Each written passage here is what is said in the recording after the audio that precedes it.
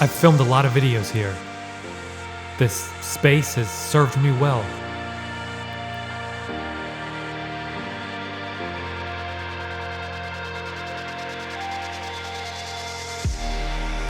But the time has come for change. For something new. Something better.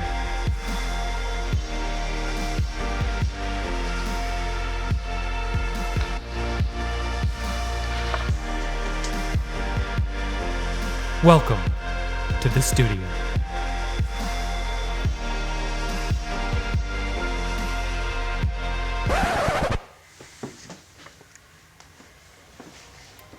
What the f- Hi, I am Nicky Clements, and I used to make stuff like this.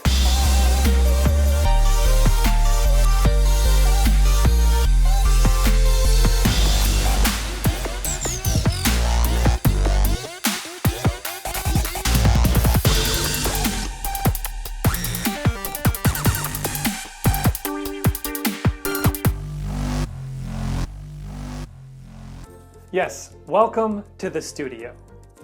It's pretty much just an empty bedroom, but it is a bedroom, and that means that it has a door.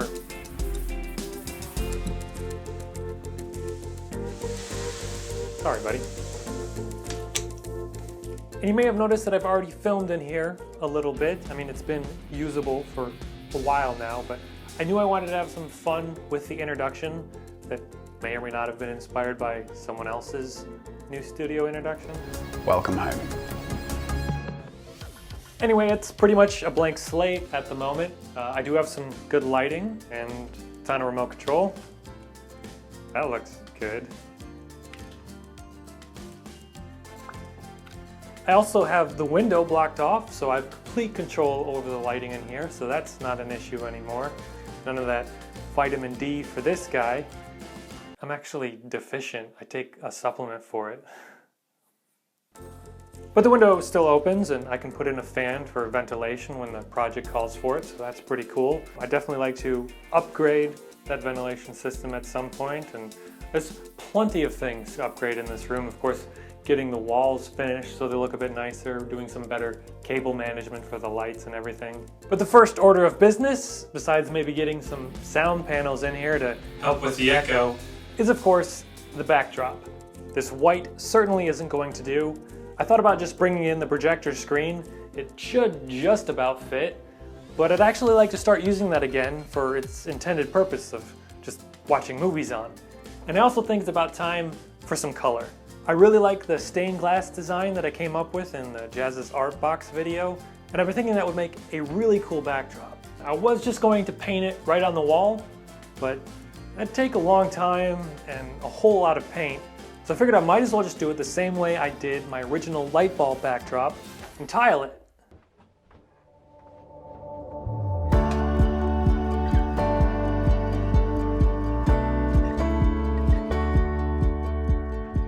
Now normally I prefer to tile upside down and tape from the back.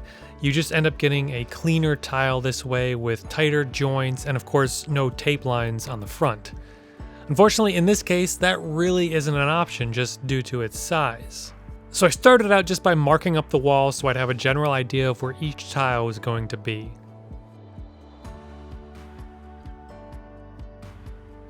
I then stretched a piece of double-sided tape all the way across the top of the wall. This will be the main anchor point for the backdrop. I then put small pieces of double-sided tape spaced evenly throughout the grid.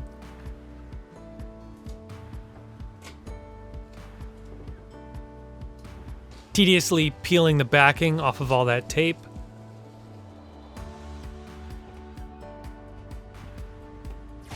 I found that using tweezers made the job so much easier and a lot less painful on my fingers.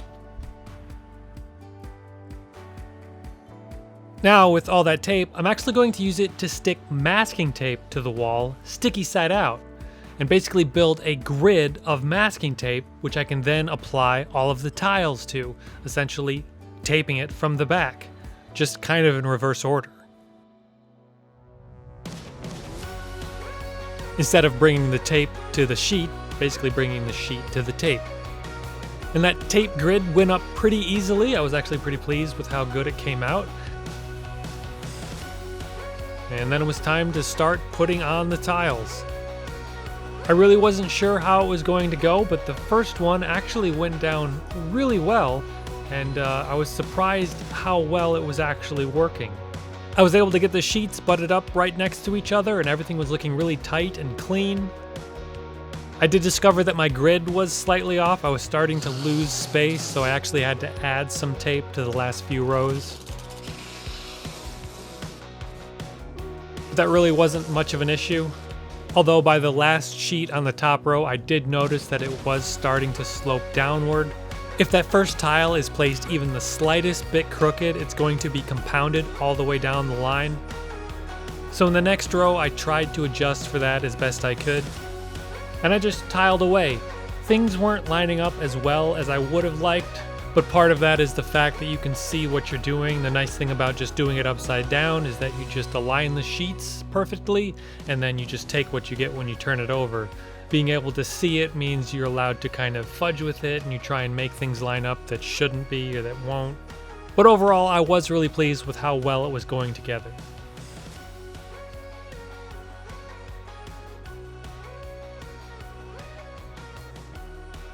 Now you may have noticed that the NDC is currently missing. Well, I decided to make that element separate. Jezza often talked about the play button in his old mural and how it was somewhat problematic. Being the central focus of the mural, it would bug him if it wasn't perfectly centered in frame. So taking that into consideration, by making my logo separate, it gives me the max flexibility with the backdrop. I can move it wherever it needs to be, or just take it out completely.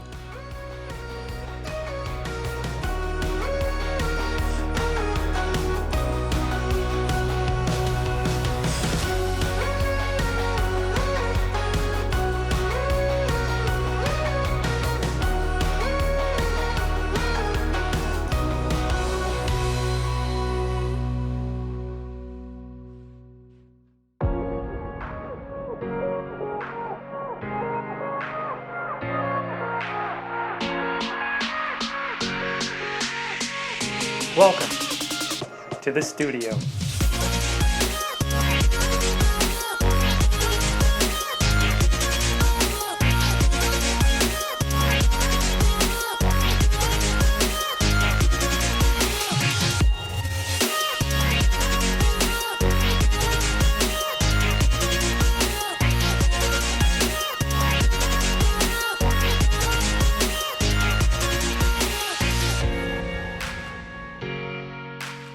I am really happy with this. I think the design is perfect. I'm pretty pleased with how the tiling came out, especially for having to tile it onto the wall. I think the tape grid system worked out pretty well, and if we ever move to a backdrop 2.0 in here in the future, it should be possible to just pretty much peel this right off the wall, and I might be able to actually save it without destroying it. So that's pretty cool.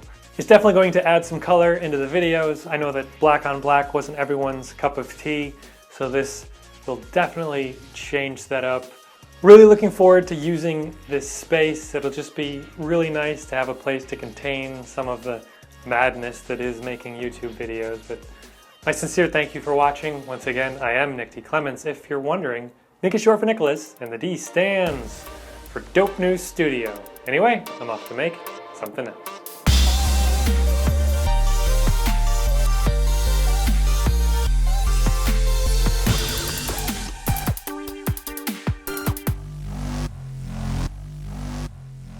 Something else. Just walking to the wall, there's not a door here, the door's up there.